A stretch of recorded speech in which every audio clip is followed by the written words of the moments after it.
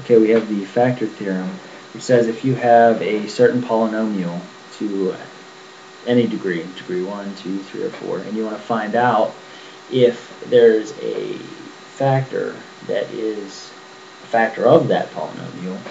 In this case, we want to know if x minus 1 will actually factor into the polynomial above it. What we can do is start off with the x minus 1 part. The minus 1 part, you want to remember, is, in this situation, minus 1, so it becomes then a plus 1. Same as with synthetic division. Now you can just take that plus 1 and put it back into the original polynomial. 2 times 1 minus 1 plus 2 times 1 minus 3. Now again, you got that 1 from the x minus 1 and converting it to a negative also. And you plug it into that polynomial to yield these other terms. 2 minus 1 plus 2 minus 3 actually comes out to be 0. So you have the original polynomial and you are wondering if x minus 1 would actually be a factor of that original polynomial. And if it comes out to be 0, which in this case it does, x minus 1 indeed is then a factor of that polynomial.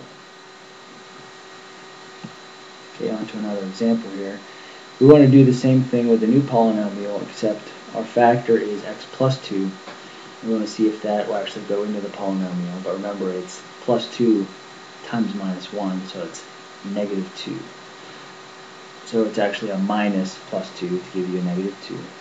Plug that back into the original polynomial, and when you work this all the way through, doing the normal steps of addition and multiplication, you can see then from the result, is this going to result in a 0?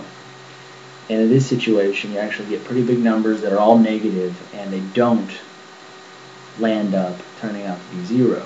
So if you're wondering if x plus 2 is a factor of this original polynomial on the top, the answer then has to be no, because it doesn't result to be a 0 when that 2 converted to a negative 2 is plugged in throughout the equation, throughout the polynomial.